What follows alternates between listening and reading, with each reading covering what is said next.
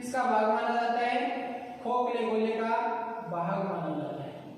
मैं मान लूं कि आपके पास एक खोखला गोला है और इस खोखले गोले की मैं 2 पार्ट कर देता हूं।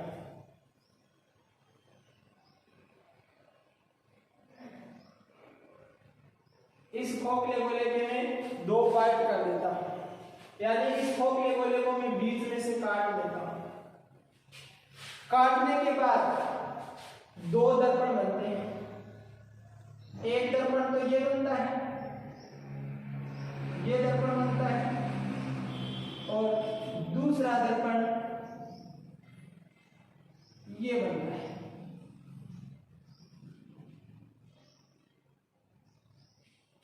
ये हमारे पास परावर्तक पदार्थ, यानी परावर्तक पदार्थ सिल्वर या निकल, और ये सिल्वर या निकल। अब देखिए, ये खोखला गोला था, इसको मैंने 2 पार्ट में बांटा, एक पार्ट ये और दूसरा पार्ट ये। तो ये जो पार्ट है जिसके अंदर की साइड में परावर्तक पदार्थ का लेप किया हुआ है वो उत्तल दर्पण कहलाता है। कौन सा दर्पण कहलाता है? उत्तल दर्पण। और जिसके बाहरी सतह पर किया हुआ है वो अवतल दर्पण कहलाता है। कौन सा दर्पण? अवतल दर्पण। इसे कॉन्वेक्स मिरर बोलते हैं। कॉन्वेक्स मिरर, इंग्लिश में भी नाम याद रखना है। और इसे कॉनकेव मिरर बोलते हैं। कॉनकेव मिरर बोलते हैं। यह अपसारी दर्पण कहलाता है। कौन सा दर्पण? अपसारी दर्पण। और ये अभिसारी दर्पण कहलाता है। कौन सा दर्पण? अभिसारी दर्पण। देखिए दोस्तों, अब हमें कैसे पता चलेगा कि कौन सा उत्तल है कौन सा अवतल है? एक खोखले गोले के भाग माने जाते हैं। यदि मैं जो खोखला गोला है, जैसे ये इनका एक पार्ट है, इसकी आंतरिक सतह पर परावर्तक पदार्थ का लेप कर दूं। परावर्तक पदार्थ यानी जो प्रकाश की किरणों को एक माध्यम से दूसरे माध्यम, यानी जो हमारे पास दर्पण है पारदर्शी, उससे आर पार होने से बचाता है और इसी कारण प्रतिबिंब बनता है। तो इस साइड में मैंने इसकी सिल्वर या निकल का लेप कर दिया, यानी दक्षिणी सतह पर परावर्तक पदार्थ का लेप कर दिया जाता है, और जो ऊपरी सतह है वो परावर्तक सतह का काम करती है। किसका काम करती है? परावर्तक सतह। यानी प्रकाश की किरणें इस बाहर वाली ऊपरी सतह पर आकर गिरती हैं। इस प्रकार का दर्पण उत्तल दर्पण कहलाता है, कॉन्वेक्स मिरर कहलाता है, अपसारी दर्पण कहलाता है। क्योंकि अपसारी दर्पण कहने के पीछे कारण है क्योंकि ये प्रकाश की किरणों को फैलाता है। क्या करता है? फैलाता है, इसीलिए इसको अपसारी दर्पण कहा जाता है। इसी प्रकार अवतल दर्पण, अवतल दर्पण में ए माने अंदर, ए माने अंदर, ए का मतलब अंदर से, अवतल में सबसे पहले आता है अंदर, यानी वह दर्पण जिसका आंतरिक भाग परावर्तक सतह का काम करे और बाहरी भाग ऊपरी सतह पर परावर्तक पदार्थ का लेप किया हो, इस प्रकार का दर्पण अवतल दर्पण कहलाता है। यानी ए मतलब ए का मतलब है अंदर, अंदर वाली सतह से प्रकाश का परावर्तन होगा, यानी प्रकाश की किरणें इस प्रकार से आएंगी, इस सतह से टकराकर ऐसे परावर्तित होंगी। तो इस प्रकार का जो दर्पण है वो कौन सा दर्पण कहलाता है? अवतल दर्पण कहलाता है। यानी गोले दर्पण के 2 प्रकार हैं, 1 नंबर उत्तल दर्पण और 2 नंबर अवतल दर्पण। उत्तल दर्पण को कॉन्वेक्स मिरर, अवतल दर्पण को कॉनकेव मिरर। उत्तल दर्पण को अपसारी दर्पण और अवतल दर्पण को अभिसारी दर्पण। अभिसारी यानी ये प्रकाश की किरणों को एक बिंदु पर केंद्रित करता है। और कैसे केंद्रित करता है वो हम जब इनके उपयोग पढ़ेंगे तब मैं इनकी व्याख्या करूंगा, कैसे इनको केंद्रित करता है। तो 2 टाइप के हो गए गोले दर्पण। ये खोखला गोला है, इस खोखले गोले को मैं 2 भागों में बांट दूं तो एक उत्तल दर्पण बन जाता है और एक अवतल दर्पण। उत्तल दर्पण वो होगा जिसके आंतरिक सतह पर परावर्तक पदार्थ का लेप किया हो, और अवतल दर्पण वो होगा जिसकी ऊपरी सतह पर परावर्तक पदार्थ का लेप किया हो, अवतल दर्पण कहलाता है। ये नाम जरूर याद रखना, कॉन्वेक्स मिरर और कॉनकेव मिरर। यानी दर्पण कितने टाइप का होगा गोलीय दर्पण? दो टाइप का, एक तो उत्तल दर्पण और दूसरा अवतल दर्पण। अब हम बात करेंगे, सबसे पहले इसका क्लिक ले सकते हो आप, जो दर्पण के अवतल और उत्तल इनमें प्रतिबिंब निर्माण पढ़ेंगे, कुछ महत्वपूर्ण परिभाषाएं देखेंगे और फिर इनके उपयोग पढ़ेंगे। तो सबसे पहले मैं बात करता हूं अवतल दर्पण। कौन से दर्पण की? अवतल दर्पण की। गोलीय दर्पण में सबसे पहला दर्पण है वो है अवतल दर्पण। अवतल दर्पण कौन सा दर्पण? अवतल दर्पण यानी कॉनकेव मिरर। कॉनकेव मिरर अवतल दर्पण। अवतल दर्पण पढ़ने के लिए मैं जो इस गोलीय दर्पण की महत्वपूर्ण परिभाषाएं हैं वो मैं आपको अवतल दर्पण के माध्यम से करवाने जा रहा हूं। देखिए, अवतल दर्पण हमने ये पढ़ा था कि एक ऐसा दर्पण जिसकी ऊपरी सतह, कौन सी सतह? ऊपरी सतह पर परावर्तक पदार्थ का लेप किया हुआ। ये हमारे पास परावर्तक पदार्थ सिल्वर या निकल। ऐसा दर्पण जिसकी ऊपरी सतह पर परावर्तक पदार्थ का लेप किया हो और अंदर की जो धंसी हुई सतह है वो परावर्तक सतह कहलाती है, जहां से प्रकाश की किरणें परावर्तित होती हैं, वह अवतल दर्पण कहलाता है। और इसके अवतल दर्पण के माध्यम से मैं आपको कुछ महत्वपूर्ण परिभाषाएं बता रहा हूं। ये पी पोल ध्रुव है, ये मुख्य फोकस वक्रता के अंदर सी, फोकस दूरी एफ, स्मॉल एफ, वक्रता त्रिज्या आर, वक्रता त्रिज्या आर। तो जो महत्वपूर्ण परिभाषाएं हैं उनको देखिए दोस्तों, कौन कौन सी? सबसे पहले मैं बात करता हूं ध्रुव की। ध्रुव क्या है? 2 नंबर बात करेंगे मुख्य फोकस। 3 नंबर बात करेंगे वक्रता केंद्र। 4 नंबर बात करेंगे फोकस दूरी और 5 नंबर बात करेंगे वक्रता त्रिज्या। ये 5 महत्वपूर्ण परिभाषाएं हैं। इन परिभाषाओं को जाने बगैर हम प्रतिबिंब का निर्माण नहीं कर सकते। तो सबसे पहले हमें पता होना चाहिए कि अवतल दर्पण के अंदर या उत्तल दर्पण के अंदर जो बिंदु होते हैं उनको कैसे डिफाइन किया जाता है। तो सबसे पहले बात करता हूं ध्रुव। ये मुख्य अक्ष होती है, मुख्य अक्ष। सबसे पहले बात करें ध्रुव की पोल की, ये वाला पोल क्या है? हमें दिख रहा है डिफाइन करने के लिए कि पोल है क्या। पोल मुख्य अक्ष के ऊपर स्थित, मुख्य अक्ष के ऊपर, और अवतल दर्पण या वैसे बोल सकते हैं गोलीय दर्पण, जिसमें अवतल और उत्तल दोनों आ जाते हैं। गोलीय दर्पण या अवतल दर्पण या उत्तल दर्पण के मध्य स्थित हो, क्या कहलाता है? ध्रुव कहलाता है। यानी मुख्य अक्ष पर गोलीय दर्पण अवतल दर्पण के मध्य स्थित बिंदु दर्पण का क्या कहलाता है? ध्रुव कहलाता है। इसे पोल बोलते हैं, ध्रुव। उनके बाद बात करते हैं मुख्य फोकस की। यह है मुख्य फोकस। ध्यान रखना, मुख्य फोकस को सदैव कैपिटल एफ से दर्शाया जाता है। मुख्य फोकस को कैपिटल एफ से दर्शाया जाता है और फोकस दूरी को स्मॉल एफ से दर्शाया जाता है, यानी मुख्य फोकस एफ। फोकल पॉइंट क्या है? यानी फोकल पॉइंट की जो डेफिनेशन है वो क्या है? दर्पण के अंदर मुख्य फोकस क्या होता है और फोकस दूरी क्या होती है? तो देखिए दोस्तों, मुख्य फोकस मुख्य फोकस वो है दर्पण के अंदर, जैसे मैं एक अवतल दर्पण हूं, ये एक अवतल दर्पण है। कोई भी प्रकाश की किरण मुख्य अक्ष के समांतर आकर दर्पण के जिस बिंदु से गुजर जाती है, अवतल दर्पण, यानी प्रकाश की किरण मुख्य अक्ष के समांतर आती हुई दर्पण से परावर्तित होकर दर्पण के जिस बिंदु से गुजरती है, अवतल दर्पण, और जिस बिंदु से गुजरती हुई प्रतीत होती है, उत्तल दर्पण, वह बिंदु क्या कहलाता है? वह बिंदु मुख्य फोकस कहलाता है।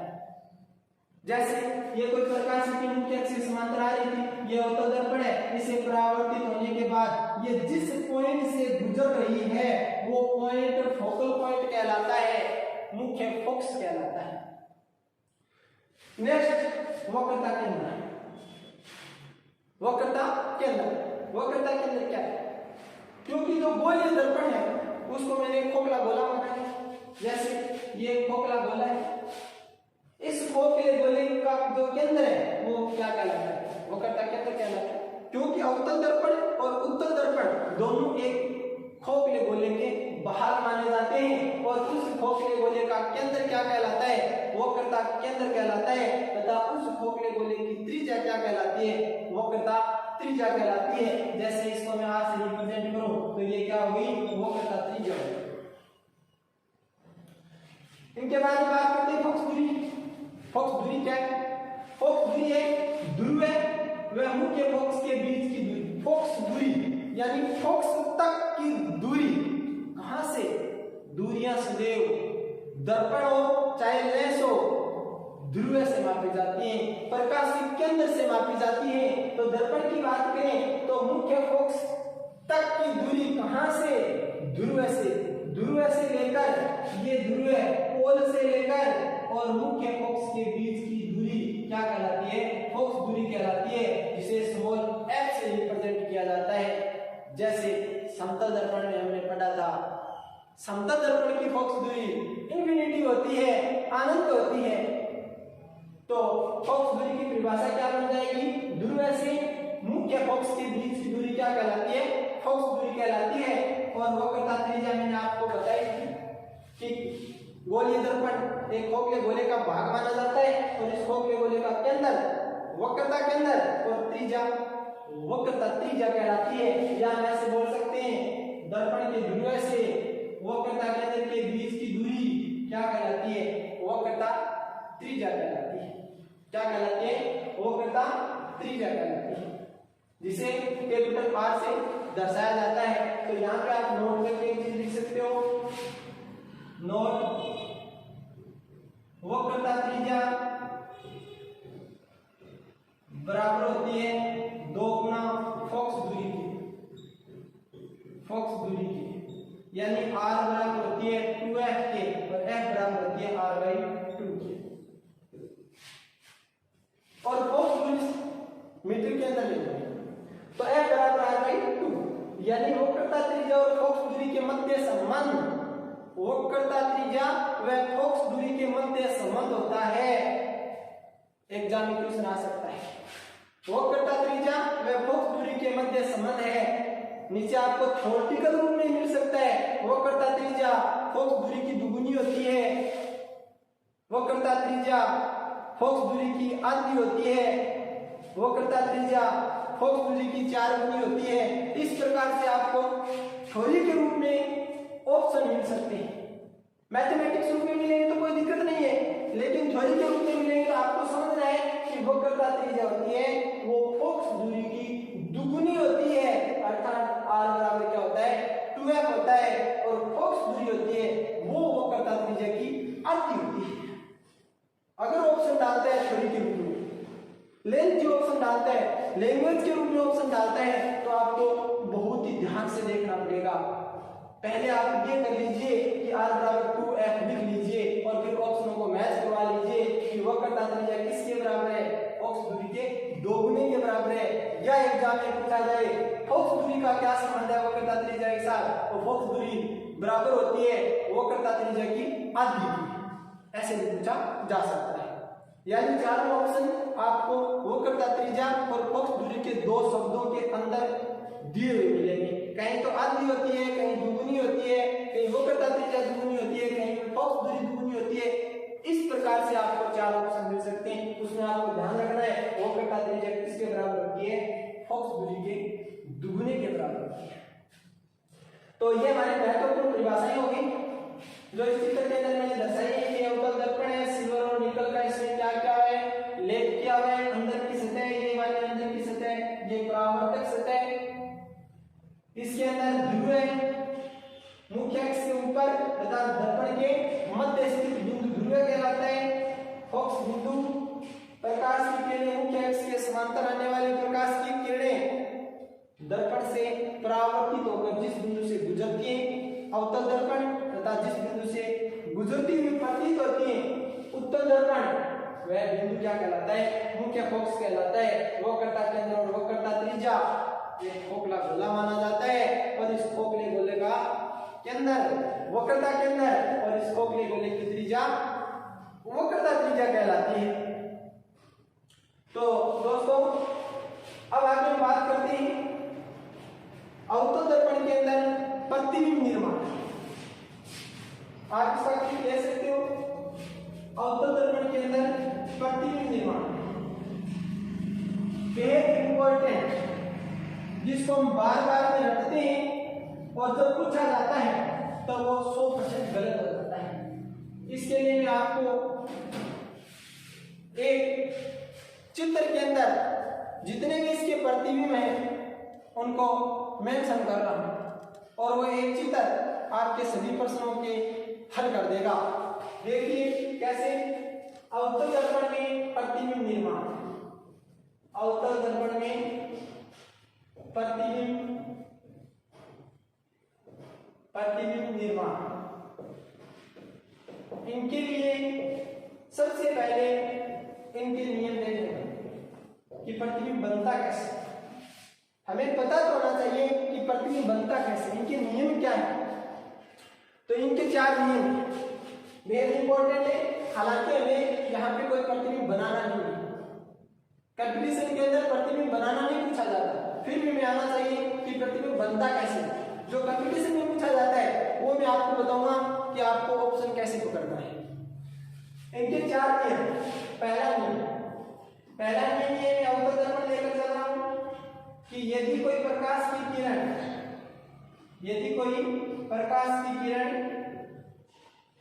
मुख्य अक्ष के समांतर आती है, किसके समांतर, ये मुख्य अक्ष है, मुख्य अक्ष के समांतर आती है तो दर्पण से परावर्तित होकर मुख्य फोकस से गुजर जाती है। किसके समांतर आ रही है, मुख्य अक्ष के पैरेलल आ रही है और रिफ्लेक्शन होने के बाद दर्पण से कहां से गुजर जाएगी, मुख्य फोकस से गुजर जाती है। और द्वितीय नियम इसका क्या है, यदि कोई प्रकाश की किरण, यह अवतल दर्पण है, यदि कोई प्रकाश की किरण मुख्य फोकस से आते हुए दर्पण पर आपतित होती है, मुख्य फोकस से आते हुए दर्पण पर आपतित होती है तो दर्पण से परावर्तन के पश्चात मुख्य अक्ष के समांतर हो जाती है। यदि समांतर आती है तो मुख्य फोकस से गुजर जाती है और यदि मुख्य फोकस से आती है तो मुख्य अक्ष के समांतर हो जाती है, दोनों एक दूसरे के विपरीत। 3 नंबर, यदि कोई प्रकाश की किरण वक्रता के अंदर C से, इंपॉर्टेंट है, वक्रता के अंदर C से होकर आपतित होती है, ये वक्रता के अंदर C है, खोखले गोले का केंद्र, वक्रता के अंदर C से होकर आपतित होती है। किस पे आपतित हो रही है, अवतल दर्पण पे आपतित हो रही है। यदि कोई प्रकाश की किरण वक्रता के अंदर C से होकर दर्पण पर आपतित होती है तो परावर्तन के पश्चात वापिस उसी पथ से लौट जाती है। ये यहाँ पे अभिलंबोत आपतन की स्थिति होती है, यानी यदि प्रकाश की किरणें वक्रता के अंदर C से होकर दर्पण पर आपतित होती है तो वापिस परावर्तन के पश्चात उसी पथ का अनुसरण करती है। अर्थात अभिलंब तापतन की स्थिति में जैसे प्रक्रिया बनती है, यानी अभिलंब तापतन की स्थिति में प्रकाश की किरण जैसे आती है, परावर्तन के पश्चात वापिस से उसी दिशा में उसी पथ पर लौट जाती है। इस डायरेक्शन से आई थी और वापिस विपरीत दिशा में और इस पथ पर लौट जाती है जिस पथ से ये आई थी। इसी प्रकार से वक्रता के अंदर शीर्ष से होकर आने वाली प्रकाश की किरण दर्पण से परावर्तन के पश्चात उसी पथ का अनुसरण करती है, उसी पथ पर लौट जाती है। और 4 नंबर नियम नंबर 4, यदि कोई प्रकाश की किरण ध्रुव पर पोल पर आपतन कोण I से आपतित होती है तो वह उतने ही कोण से क्या हो जाती है, परावर्तित हो जाती है। मान लो कि ध्रुव पर मुख्य अक्ष के साथ 30 डिग्री का कोण बनाते हुए आपतित होती है, तो परावर्तन भी 30 डिग्री का कोण बनाते हुए जितने डिग्री के कोण पर आपतित होती है उतने डिग्री कोण पर क्या हो जाती है, परावर्तित हो जाती है। ये प्रतिबिंब निर्माण के 4 महत्वपूर्ण नियम हैं। पहला नियम, यदि मुख्य अक्ष के समांतर आती है तो दर्पण से रिफ्लेक्शन के पश्चात मुख्य फोकस से गुजर जाती है। इसका उल्टा, यदि मुख्य फोकस से आती है तो रिफ्लेक्शन के पश्चात मुख्य अक्ष के समांतर हो जाती है। तीसरा, अभिलंब तापतन की स्थिति, यदि वक्रता केंद्र से होकर आती है तो परावर्तन के पश्चात वापिस उसी पथ पर चली जाती है जिस पथ से आई थी। और 4 नंबर, यदि ध्रुव प्राप्तित होती है तो जितने डिग्री कोण पर आपतित हुई उतने डिग्री कोण पर क्या हो जाती है, परावर्तित हो जाती है। ये 4 बेहद महत्वपूर्ण नियम हैं। अब हम बात करते हैं, आप इनका क्लिक ले सकते हो लिखने की बजाय। जो किरण चित्र है इनके माध्यम से आपको पता चल जाएगा कि जो प्रतिबिंब का निर्माण है वो कैसे होता है, उनके नियम कौन से। ये 4 नियम, तो हमें कोई 2 नियम यूज में लेने प्रतिबिंब का निर्माण के लिए। तो सबसे पहले प्रतिबिंब निर्माण, बात करते हैं प्रतिबिंब निर्माण की। अवतल दर्पण के लिए प्रतिबिंब निर्माण के लिए 6 स्थितियां होती हैं। कितनी स्थितियां होती हैं? 6 स्थितियां। अगर 6 स्थितियों को, 6 कंडीशंस को अलग अलग पढ़ा जाए तो समझ से बाहर है। जो आप हर बार पढ़ते आ रहे हो, मैं उससे हटकर आपको पढ़ा रहा हूं। यानी जो आप 4 पेज के अंदर पढ़ते थे और फिर भी आपको याद नहीं होती थी, वो मैं आपको सिर्फ 10 पंक्तियों के अंदर पढ़ा रहा हूं और गारंटी से याद भी करवाऊंगा। तो देखिए दोस्तों, अवतल दर्पण में प्रतिबिंब निर्माण हमने नियम पढ़ लिए। मैं आपको एक प्रतिबिंब बनाकर दिखाऊंगा कि वो नियम कैसे उपयोग में लिए जाते हैं। तो इनकी 6 स्थितियां हैं, मैं एक चार्ट बना रहा हूं। सबसे पहले बिंब की स्थिति, बिंब की स्थिति, फिर है प्रतिबिंब की स्थिति, प्रतिबिंब की स्थिति,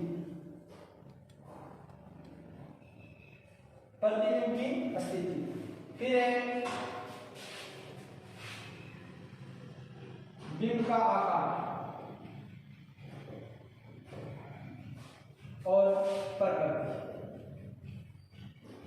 यानी इनके 4 पॉइंट हैं कि बिंब की स्थिति, प्रतिबिंब की स्थिति, बिंब का आकार और प्रकृति।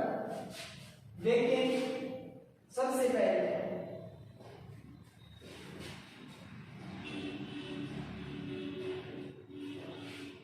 बिंब की स्थिति। बिंब की 6 स्थितियां होंगी। कितनी स्थितियां होंगी? 6 स्थितियां। तो क्रम से लेते हैं। 1 नंबर, जब वस्तु अनंत पर, कहां पर? अनंत पर। जब वस्तु अनंत पर हो, अवतल दर्पण के अंदर जो प्रतिबिंब निर्माण है उनकी एक तालिका है, उसमें 6 स्थितियां हैं। इनको बच्चों हमें याद नहीं करना है, जो इनकी 6 स्थितियां हैं कि बिंब को कहाँ रखा जाए, प्रतिबिंब कहाँ मिलेगा, प्रतिबिंब का आकार कैसा होगा और उनकी प्रकृति कैसी होगी, इन चीजों को हमें याद नहीं करना है, बल्कि मैं एक किरण आरेख से आपको समझा रहा हूं। आप एक सिचुएशन को पकड़ लीजिए किसी भी को और आप 6 की 6 जो स्थितियां हैं उनको हल कर सकते हो। तो देखो ये अवतल दर्पण क्या है, अवतल दर्पण यानी जिसका धंसा हुआ भाग प्रकाश की किरणों का परावर्तन के अवतल दर्पण कहलाता है, यानी इसके ऊपरी भाग पर परावर्तक पदार्थ सिल्वर या निकल का लेप किया जाता है। तो ये इसका ध्रुव है, पोल है P, मुख्य फोकस है, वक्रता केंद्र C और इस साइड में मैं पॉइंट ले लेता हूं इंफिनिटिव अनंत। तो दोस्तों हम देखते हैं एक नंबर स्थिति है वस्तु अनंत पर। आपको 2 शब्द ध्यान में रखने, एक तो पर और एक बीच। यदि ऑब्जेक्ट वस्तु यदि किसी बिंदु पर है तो इमेज भी किसी बिंदु के ऊपर ही बनेगी, यानी यदि ऑब्जेक्ट ऊपर है बिंदु के तो इमेज भी किसी बिंदु के ऊपर बनेगी, और यदि बीच या मध्य है तो इमेज भी कहाँ बनेगी, बीच या मध्य बनेगी। यानी आपको कोई भी प्रश्न पूछता है उसमें आपके 2 ऑप्शन तो यहीं से कट जाएंगे। यदि प्रश्न में आपको वस्तु की स्थिति किसी बिंदु के ऊपर दी हुई है तो बीच वाले 2 ऑप्शन तो आपके कैंसिल हो गए, बीच में से उत्तर नहीं आएगा। तो सबसे पहला बिंदु है बिंब की स्थिति है वस्तु अनंत, ये इंफिनिटी है, और यहाँ पे मैं वस्तु की स्थिति नंबर 1 मान लेता हूँ, ऑब्जेक्ट है ये। अनंत पर हो तो प्रतिबिंब कहाँ बनेगा, प्रतिबिंब मुख्य फोकस पर बनेगा। कहाँ पे बनेगा, मुख्य फोकस पर बनेगा। प्रतिबिंब यहाँ बनेगा और कैसा बनेगा, उल्टा बनेगा, वास्तविक बनेगा और एक बिंदुवत आकार का। कैसा बनेगा, बिंदुवत। यानी किस पर है, अनंत पर है तो प्रतिबिंब मुख्य फोकस पर बनेगा। कैसा होगा, बिंदुवत आकार का होगा, वास्तविक होगा वह उल्टा होगा। कहने का मतलब वस्तु से छोटा होगा, वास्तविक होगा और एक उल्टा होगा। अब वास्तविक क्या होते हैं और आभासी क्या होते हैं, प्रतिबिंब 2 प्रकार के होते हैं। वो मैं बाद में आपको अंतर दिखा दूंगा वास्तविक प्रतिबिंब और आभासी प्रतिबिंब में। आप देखिए आपको सिर्फ एक पहली जो सिचुएशन है उसको याद रखनी है, 5 बची हुई जो 5 है वो आप खुद कर सकते। 2 नंबर मैं एक स्टेप आगे चलता हूँ। एक स्टेप आगे चलने का मतलब मान लो कि अनंत व सी के बीच में टोटल 2 स्टेप है और मैं एक स्टेप आगे चला, ऊपर से मैं एक स्टेप आगे चला, मैं कहाँ पे आ गया, अनंत व वक्रता केंद्र के बीच आ गया। 2 नंबर स्थिति ये वाली, वस्तु अनंत व सी के बीच हो तो कन्फर्म है कि वस्तु बीच हो तो प्रतिबिंब बीच बनेगा। इसका मतलब पर तो नहीं।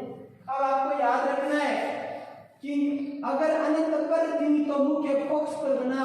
आप एक स्टेप आगे चले तो इमेज को एक स्टेप पीछे लेकर आइए और आपकी इमेज 2 नंबर स्थिति की इमेज 2 नंबर डैश कहाँ पे बन जाएगी, बीच बन जाएगी। और कहाँ पे, एफ व सी के बीच बन जाएगी। तो ये आपका हो जाएगा वस्तु का जो ऑब्जेक्ट है उसको अनंत व सी के बीच रखा हो तो प्रतिबिंब में एफ व सी के बीच बनता है, मुख्य फोकस वक्रता केंद्र के बीच बनता है। कैसा बनता है, वस्तु से छोटा बनता है, वास्तविक व उल्टा बनता है। यानी आपको करना क्या है, आप अनंत करते हैं, आप एक स्टेप आगे चले, प्रतिबिंब एक स्टेप पीछे, फिर आप एक स्टेप आगे चले हुए, फिर प्रतिबिंब एक स्टेप पीछे, यानी प्रतिबिंब आपकी तरफ आएगा।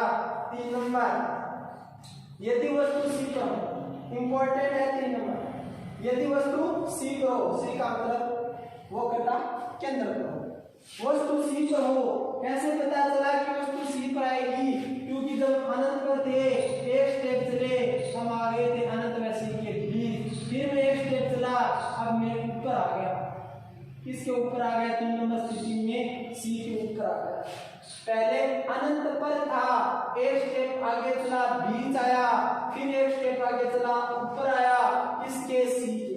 अनंत पर था, प्रतिबिंब मुख्य पक्ष पर बना, जब बीच था तब बीच बना, फिर ऊपर आया तो कहां पे बन जाएगा? एक स्टेप पीछे ऊपर बन जाएगा। 3 नंबर का ये 3 नंबर डैश, यानी आप इधर चलिए, ऑब्जेक्ट को इधर लेकर जाइए, इमेज इधर आएगी। ऑब्जेक्ट दर्पण की तरफ जाएगा, इमेज आपकी तरफ आएगी, यानी दर्पण से दूर हटेगी। तो ये 3 नंबर ऑब्जेक्ट है, इसकी प्रतिबिंब क्या बना? 3 नंबर डैश। ये महत्वपूर्ण क्यों है? पर ऑब्जेक्ट कहां पर? सी पर, इमेज कहां पर? सी पर, यानी पर अर्थात ऊपर है तो इमेज भी ऊपर बनी। लेकिन जैसे जैसे आप आगे बढ़ते जा रहे हो, पहले प्रतिबिंब बिंदुवत आकार का, फिर थोड़ा सा बड़ा, और फिर और बड़ा, और कितना बड़ा कि जितनी बड़ी इमेज ऑब्जेक्ट है उतनी बड़ी इमेज बन जाती है। यानी 3 नंबर जो स्थिति है उसमें एच और एच डैश क्या हो जाते हैं? बराबर हो जाते हैं।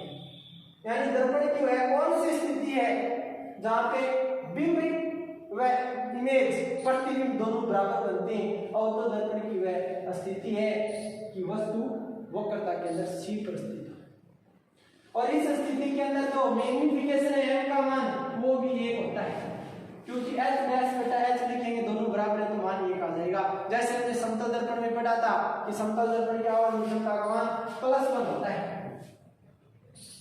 4 नंबर स्थिति आप खुद ही तय कर सकते हो कौन सी होगी। स्टेप बाय स्टेप आगे चल रहे, आप सी पर आ गए तो आप कहां पे जाओगे? पर के बाद आप बीच जाओगे, और किसके बीच जाओगे? ये सी है और ये एफ है, इन दोनों के बीच आ जाइए आप। यहाँ पे आ गए 4 नंबर स्थिति। अब बीच गए तो आपका जो कंसेप्ट है ये कहता है कि अगर ऑब्जेक्ट बीच है तो इमेज भी बीच बनेगी। अब आपको तय करना है किसी बिंदु के ऊपर तो नहीं बनने वाली, और आप ये भी जानते हो कि ऑब्जेक्ट आगे चलता है, इमेज पीछे खिसकती है, तो एक स्टेप पीछे चला दीजिए। एक स्टेप पीछे हो गए तो आपकी इमेज 4 नंबर डैश ये बन जाएगी। कहां पे? अगर सी पर थे तो सी पर बने, सी व एफ के बीच गए तो प्रतिबिंब बना सी व अनंत के बीच, यानी 4 नंबर स्थिति का अपना 4 नंबर डैश। 5 नंबर आप कहां पे जाओगे? स्टेप आगे एफ पर, किस बिंदु के ऊपर आ रहे हो? मुख्य फोकस पर आ रहे हो 5 नंबर स्थिति में। तो ऊपर गए हो तो प्रतिबिंब भी ऊपर बनेगा, और आप जानते हो कहां पे बनेगा? अनंत पे बनेगा। कहां पे बनेगा? अनंत पे, जो काफी बड़ा होगा।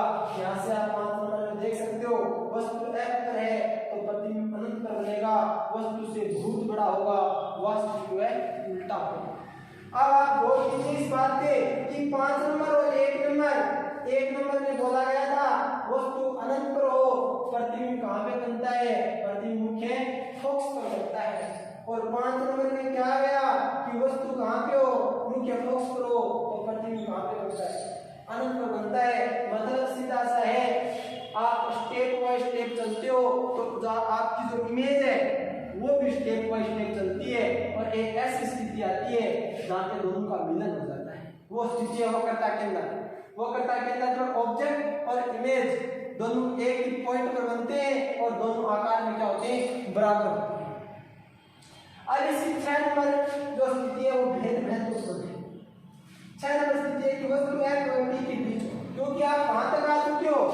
आप एफ तक आ चुके हो।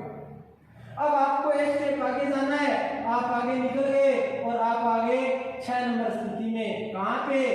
ध्रुव व मुख्य फोकस के बीच आ गए। पोल व मुख्य फोकस के बीच आ गए आप, तो इधर तो नहीं जा सकते, क्योंकि अनंत से आगे क्या है? कुछ नहीं है अनंत से आगे। 5 नंबर स्थिति में आपकी जो इमेज है वो अनंत पर बन गई है, और आपने 6 नंबर स्थिति के अंदर आते ही आप सोचेंगे मेरी इमेज कहां पे बनेगी? अनंत से आगे कुछ है ही नहीं। तो आपकी जो इमेज है या जो ऑब्जेक्ट है उसकी इमेज है वो दर्पण के पीछे की साइड में बनती है। कहां पे बनती है? दर्पण के पीछे की साइड में। यानी वस्तु कहां स्थित हो? एफ और पी के बीच स्थित हो, प्रतिबिंब दर्पण के पीछे बनता है। बड़ा होता है।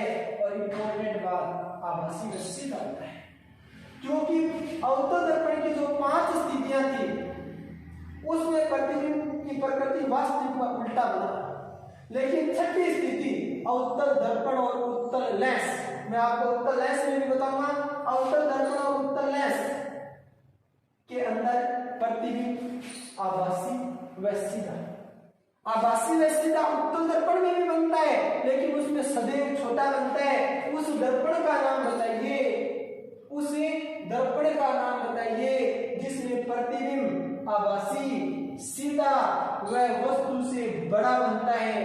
तो आभासी व सीधा देखते उत्तल दर्पण नहीं करना है, वस्तु से बड़ा बनता है, ये चीज याद रखनी है, वह अवतल दर्पण होता है और उत्तल लेंस होता है। तो दर्पण की उस साइड में बढ़ गया, ये वाली स्थिति विशेष स्थिति है 6 नंबर। ये वो स्थिति है जो हजामत का शीशे के अंदर हम काम में लेते हैं। दाढ़ी बनाने वाला शीशा होता है, उसमें हम हमारे चेहरे को कहाँ पे रखते हैं, वो इनके उपयोग में मैं आपको बताऊंगा। तो ये इसकी 6 महत्वपूर्ण स्थितियां हैं। तो सबसे पहले आपको ये 2 बिंदु याद रखें। अगर ऑब्जेक्ट किसी बिंदु के ऊपर है तो उस ऑब्जेक्ट की इमेज किसी बिंदु के ऊपर बनेगी।